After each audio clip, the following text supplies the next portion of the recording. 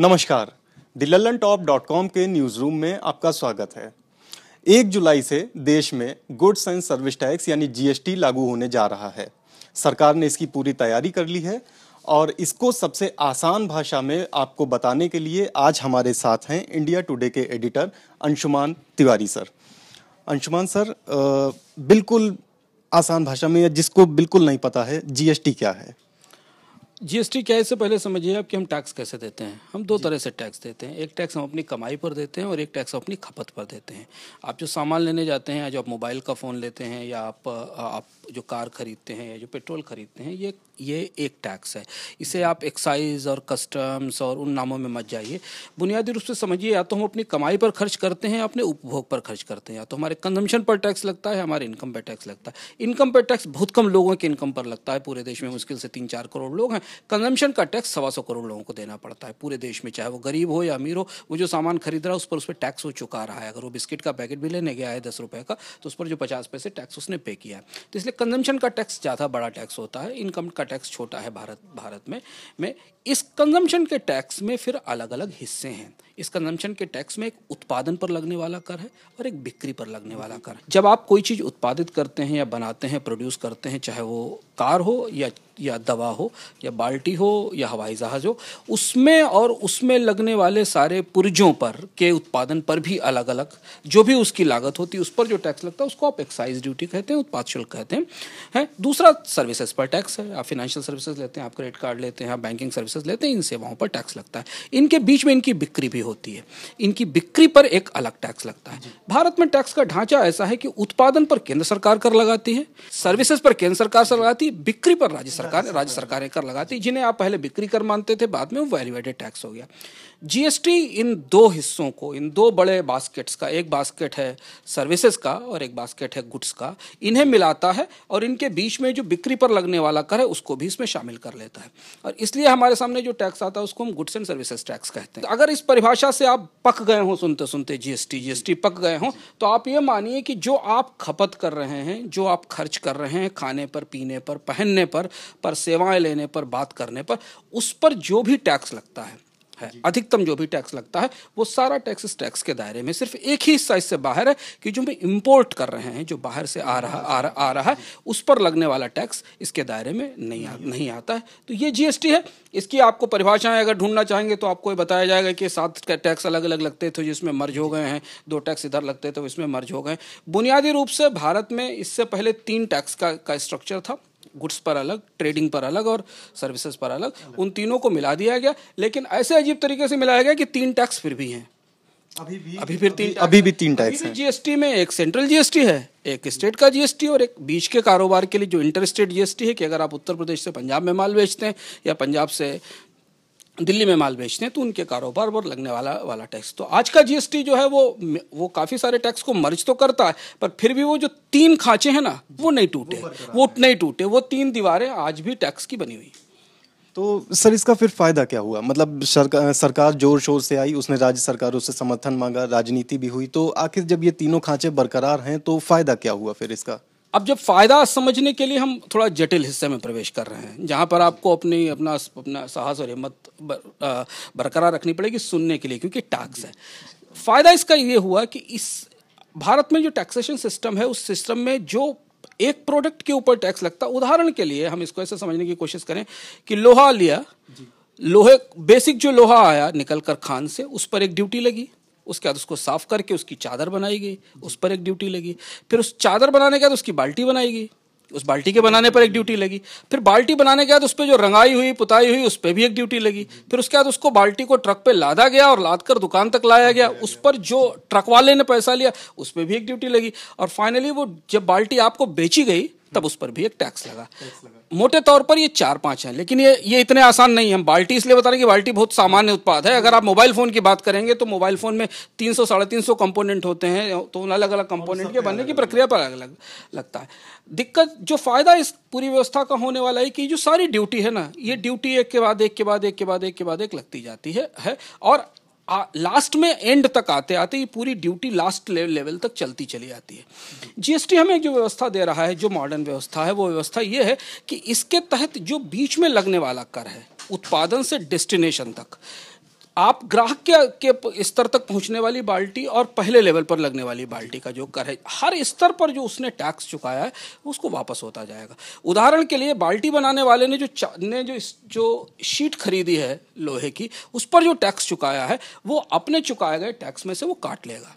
जैसे शीट के ऊपर मान लीजिए 10% टैक्स है और उसे बाल्टी बनाने पर 5% टैक्स है, तो टोटल टैक्स हो जाता है 15%। तो वो जो उसने 10% टैक्स दिया वो उसमें से काट लेगा और 5% आगे बढ़ा देगा।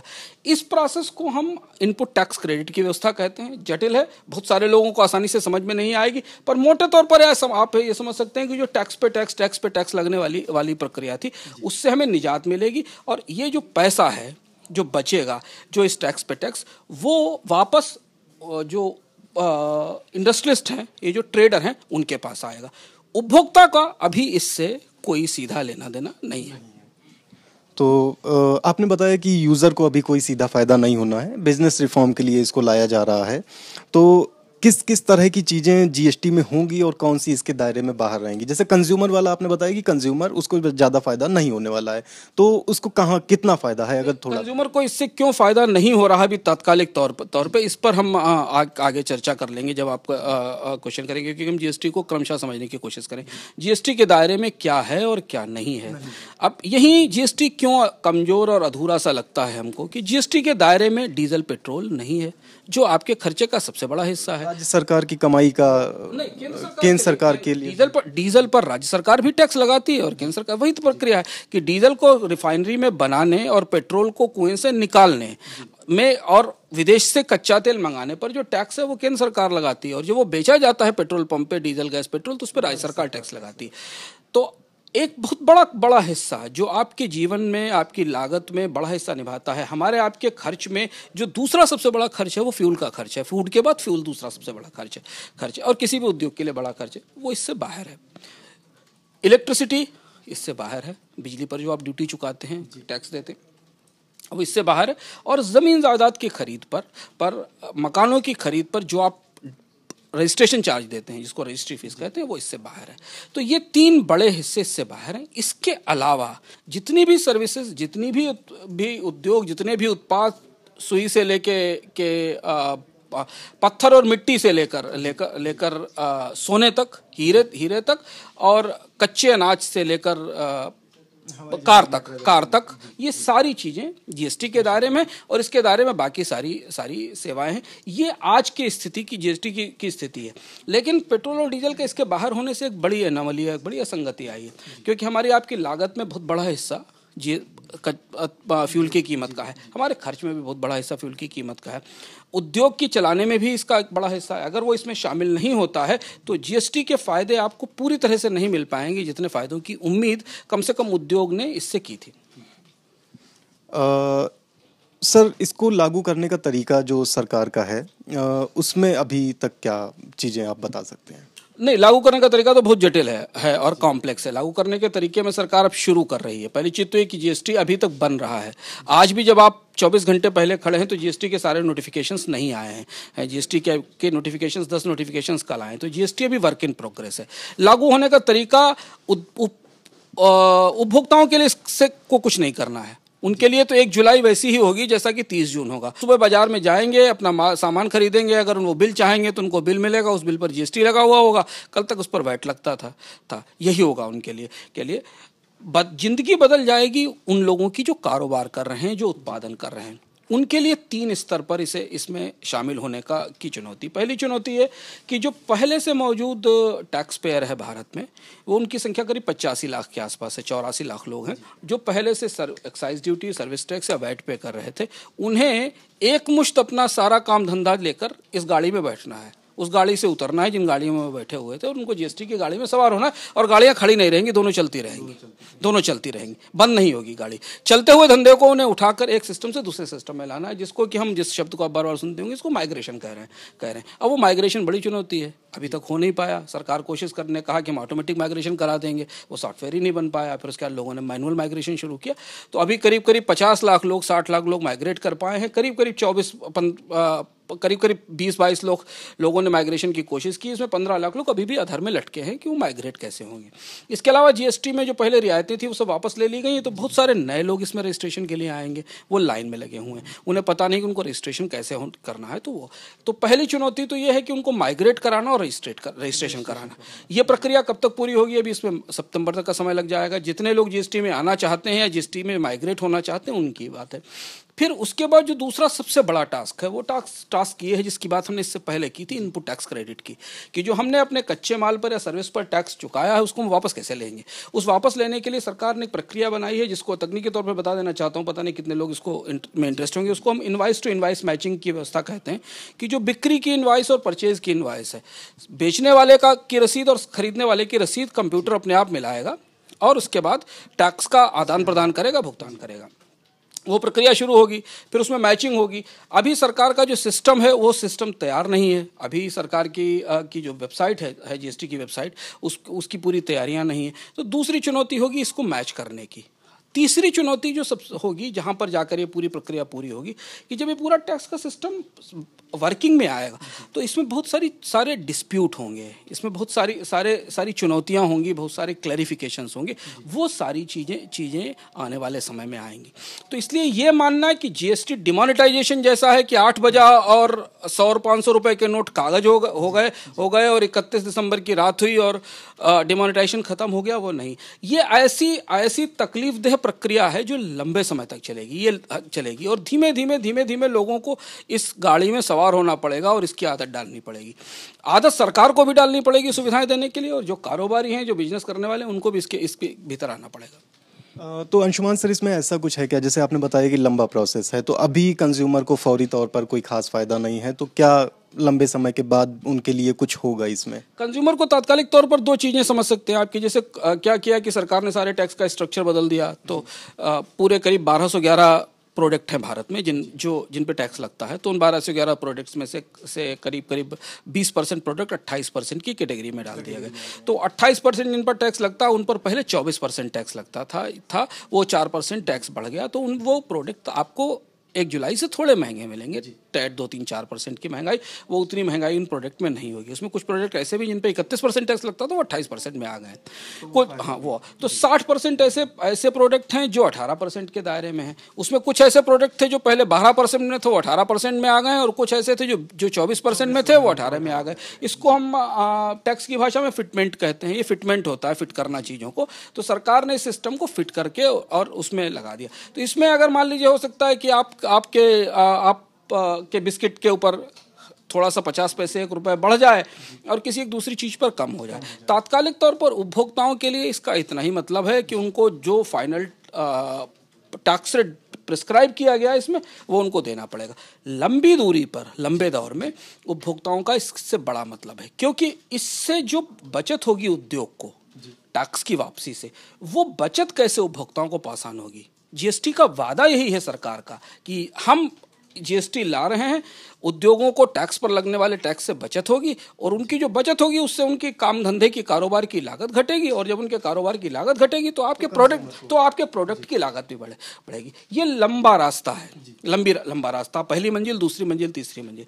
तो ये जो 3 मंजिल हैं ये कैसे हासिल होंगी, कैसे हमें पता चलेगा कि उद्योग की लागत घटी, कैसे हमें पता चलेगा कि किस कंपनी ने कितना टैक्स बचाया इस प्रोसेस से, और हमें ये कैसे उसका फायदा मिलेगा अंत में आकर, ये प्रक्रिया अभी स्पष्ट नहीं है। ये चीज़ें अभी साफ नहीं, ये साफ करना अभी सरकार की तरफ से ज़रूरी है। तो ये सर जैसा आप बता रहे हैं, तो क्या इसमें डिमोनेटाइजेशन जैसा ही आखिरी में कहीं ऐसा ना हो कि जैसे आखिरी में नहीं पता चला सरकार को कि कितना ब्लैक मनी था या कोई आंकड़े स्पष्ट नहीं जारी किए गए, तो क्या इसके साथ भी इस तरह का परिणाम आने का खतरा है? डिमोनेटाइजेशन से थोड़ा अलग है ये सुधार, क्योंकि डिमोनेटाइजेशन एक मॉनेटरी रिफॉर्म था। डिमोनेटाइजेशन की एक टाइम पीरियड तय थी, 2 महीने के अंदर वो प्रक्रिया पूरी हो जानी थी, हर आदमी को लाइन में लग के अपने नोट बदलवाने थे। तो उसमें होने वाला केओस है, उसमें आने वाली अराजकता, चुनौतियाँ बड़ी थी। ये एक ऐसा रिफॉर्म है जिसमें कि मैं धीमे धीमे चुनौतियां सामने आएंगी। दुकानदार जब पहला रिटर्न भरेगा तो उसको ड्यूटी का वापस नहीं होगा, फिर वो तय नहीं कर पाएगा कि उस जिस सामान पे ड्यूटी दे रहा था उसका पुर्जे का रेट क्या था। किसी जगह प्रोडक्ट का रेट ज़्यादा है, पुर्जे का रेट कम है, किसी जगह पुर्जे का रेट ज़्यादा है, प्रोडक्ट का रेट कम है। जैसे यार्न के ऊपर ड्यूटी कम है, ज़्यादा है, कपड़े के ऊपर ड्यूटी कम है, तो ये समस्याएँ आएंगी। यहाँ दो तरीके की प्रमुख चुनौतियाँ आ सकती हैं। पहली चुनौती तो है कि भारत के उद्योग का स्ट्रक्चर बहुत मिक्स है। भारत में बड़ी कंपनियाँ बहुत कम हैं, बड़ी कंपनियों की संख्या बहुत छोटी है और छोटी कंपनियों की संख्या बहुत बड़ी है। उदाहरण के लिए टेक्सटाइल, रिटेल, शू, अपैरल, ये ऐसे उद्योग हैं जहाँ बड़े ब्रांड हैं ही नहीं। 70 से 80% काम छोटी कंपनियां प्रोडक्ट बनाती हैं। ये कंपनियां कैसे माइग्रेट करेंगी, ये कंपनियां अपने रिटर्न कैसे भरेंगी, इनको जो महीने में 3 रिटर्न भरने हैं, साल में 27 रिटर्न भरने हैं, इनको जो बाकी राज्य में इसमें सामान बेचना है वो कैसे वो सारे नियम पूरे करेंगी, ये देखना होगा। ये चुनौती सबसे बड़ी होगी, क्योंकि अगर ये इसमें नहीं आई तो इनको क्रेडिट नहीं मिलेगा, और क्रेडिट नहीं मिलेगा तो इनका कारोबार काम करने की स्थिति में और इनकी कॉम्पिटिटिवनेस पे, इनके काम करने की क्षमताओं पर असर पड़ेगा। पहली चुनौती ये हो सकती। दूसरी चुनौती आ सकती कि राज्य सरकारों और केंद्र सरकार को शुरुआत में टैक्स में कमी आए, क्योंकि बहुत सारे लोग रिटर्न टाइम से नहीं फाइल कर पाएंगे, उनके टैक्स नहीं आ पाएंगे। दूसरी चुनौती ये आ सकती है। और तीसरी तात्कालिक चुनौती थोड़े समय के लिए आ सकती है, 15 दिन से 1 महीने की स्थिति में, जहाँ प्रोडक्ट्स की सप्लाई पर थोड़ा बहुत असर पड़े। उसकी वजह ये कि जैसे एक रिटेलर है और एक सप्लायर है। सप्लायर को भी पता नहीं कि रिटेलर ने जीएसटी में कैसे रजिस्ट्रेशन कराया, वो कितना माल बेच पाएगा। रिटेलर को पता नहीं कि सप्लायर से मिलने वाला सामान पे हमको जो टैक्स चुकाया उसका क्रेडिट कैसे मिलेगा। तो ये जो बीच का ट्रांजिशन फेस है, इस ट्रांजिशन फेस में थोड़ी सी दिक्कत आ सकती है। सर, दूसरी जो समस्या आपने बताई थी कि केंद्र और राज्य सरकारों को टैक्स में कुछ कमी आ सकती है, इसके बारे में जब हम देख रहे थे तो एक चीज़ ये पता चला कि राज्य सरकारों को इससे जो नुकसान होगा तो सरकार 5 साल तक उसकी भरपाई करेगी। पहले 3 साल 100 पूरा का पूरा 100%, चौथे साल 75% और 5वें साल 50%। तो सर, जब इसकी भरपाई की ही जानी है तो फिर अल्टीमेटली इसका क्या फ़ायदा आएगा, जैसे सरकार जब वो भुगत ही रही है उतना पैसा। ये सवाल बार बार पूछा जाना चाहिए कि जब केंद्र सरकार ने इस बात की गारंटी ले ली, इंश्योरेंस कर दिया, बीमा कर दिया, जब इससे पहले वैट आया था तो उसमें इस तरीके का प्रोविजन नहीं था कि राज्य सरकारों को होने वाले घाटे की भरपाई की जाएगी। इस बार जो कॉन्स्टिट्यूशनल अमेंडमेंट, संविधान संशोधन पास हुआ जीएसटी का, उसमें प्रावधान डाला गया। और उस प्रावधान की एक और महत्वपूर्ण बात यह, जो बात लोगों को जाननी चाहिए, कि राज्य सरकारों को होने वाले नुकसान की भरपाई 100%, 75% और 50% ही नहीं की जाएगी। उनके नुकसान की गणना का जो फार्मूला है वो बहुत दिलचस्प है। उनके नुकसान की गणना उनके मौजूदा स्तर से 14% ऊपर से की जाएगी। जैसे अगर किसी राज्य सरकार का रेवेन्यू 1 लाख रुपए है आज की स्थिति में, तो उसे 1400 रुपए ऊपर से उसके का कैलकुलेशन शुरू होगा। इस स्तर तक उनको प्रोटेक्ट करने की कोशिश की गई, उनका रेवेन्यू प्रोटेक्ट करने की कोशिश की गई। 18% की जो जीएसटी रेट है वो रेवेन्यू न्यूट्रल रेट है, उससे राज्य सरकारों और केंद्र सरकार को किसी तरह का रेवेन्यू नुकसान नहीं होना है। जब ये सारी चीजें इसमें शामिल थी, इतना इंश्योरेंस शामिल था, तो जीएसटी को और बेहतर बनाया जा सकता था। जब ये सारी चीजें तैयार थी तो हम थोड़ा बेहतर जीएसटी ला सकते थे, जिसमें 5-6 स्लैब नहीं होते कि हम 0% से लेके और 28% तक ले जा रहे हैं, फिर स्लैब्स के भीतर स्लैब्स हैं, रेट्स के भीतर रेट्स छिपे हुए, ये चीज़ें नहीं होनी चाहिए थी। इसकी भरपाई केंद्र सरकार अपने बजट से करेगी। इसके लिए उसने सेस लगाने का रास्ता रखा है, इसी टैक्स के ऊपर एक सेस लगा दिया जाएगा। इसकी भरपाई अगले 5 साल तक होती रहेगी। 5 साल बाद अगर ये घाटे नहीं कम हुए तो शायद फिर राज्य सरकारें फिर केंद्र से कहेंगी और फिर ये संविधान संशोधन की व्यवस्था की जाएगी। लेकिन इस व्यवस्था से जो केंद्र सरकार ने इंश्योरेंस देने की कोशिश की थी, उसका इस्तेमाल इस सुधार को सबसे अच्छा बनाने में नहीं किया गया। भारत से पहले 140 देशों ने जीएसटी लागू किया, और शायद मुझे ये कहते कोई संकोच नहीं कि हम दुनिया का सबसे खराब जीएसटी इंप्लीमेंट कर रहे हैं। सबसे ज़्यादा कॉम्प्लिकेटेड, सबसे ज़्यादा बिखरा हुआ जीएसटी इंप्लीमेंट कर रहे हैं। उसकी वजह यह है कि ये सब होने के बाद भी हम ऐसा आदर्श जीएसटी नहीं बना पाए जिसको देख के दुनिया के लोग कहते कि दुनिया की तीसरी सबसे बड़ी अर्थव्यवस्था ने दुनिया का सबसे अच्छा जीएसटी बनाकर हमारे सामने पेश किया। ऐसा नहीं। अंशुमान सर, एक आखिरी सवाल ये कि जीएसटी के आने से, जीएसटी लागू होने से क्या इंस्पेक्टर राज वापस आएगा, जो डर जताया जा रहा है, बढ़ेगा या घटेगा, जो भी चीज़ें हैं? अभी कहना मुश्किल है, क्योंकि इसमें बहुत सारा हिस्सा डिजिटल है। रिटर्न हालांकि डिजिटल पहले से था, टैक्स सिस्टम वैट में भी डिजिटाइजेशन था, एक्साइज कस्टम्स में भी था, तो इस सारी चीज़ें ऑनलाइन रिटर्न फाइल होंगे। इंस्पेक्टर राज का खतरा कम जरूर हुआ है पर पूरी तरह ख़त्म नहीं होता है, क्योंकि जो डिस्प्यूट हैं, जो क्लासिफिकेशन के डिस्प्यूट हैं, जैसे मैं 100 रुपये के जूते पर 5% टैक्स दूंगा और 1500 रुपये के जूते पर 18% टैक्स दूंगा। मैं एक ही कंपनी के अंदर 5 अलग अलग कीमतों के जूते बना रहा हूं और उन पर अलग अलग रेट से टैक्स दे रहा हूं। मैं हमेशा, मेरे पास विकल्प रहेगा कि मैं अपने महंगे जूते को सस्ते इनवाइस में दिखा दूं और महंगे दाम पर बाजार में बेच दूं, जैसा कि भारत में होता रहा। ये इस प्रक्रिया में कहीं ना कहीं इंस्पेक्टर राज, कहीं ना कहीं लोगों के डिस्क्रिएशन अंदर आएंगे। वो कैसे आएंगे कहना मुश्किल है, क्योंकि जीएसटी, जैसा हमने आपसे शुरुआत में कहा कि जीएसटी एक ऐसी प्रक्रिया है जिसको भारत में कभी ट्राई नहीं किया गया, टेस्ट नहीं किया, कोई पायलट भी नहीं किया गया। तो इसमें व्यापारियों के रिटर्न फाइल करते समय वो किस तरह से इनवाइस करेंगे, किस तरह से उनके प्रोडक्ट का क्लासिफिकेशन होगा, उनके जो झगड़े हैं आपस में, जो सरकार के साथ डिस्प्यूट है, वो कैसे हैंडल होंगे, ये देखने की बात होगी। आमतौर पर इंस्पेक्टर राज कम होता है डिजिटाइजेशन से, और हमने देखा कि जैसे जैसे डिजिटाइजेशन हुआ वैसे इंस्पेक्टर राज खत्म हुआ है। तो डिजिटाइजेशन को क्रेडिट आप दे सकते हैं कि सिस्टम से इंस्पेक्टर राज खत्म होगा।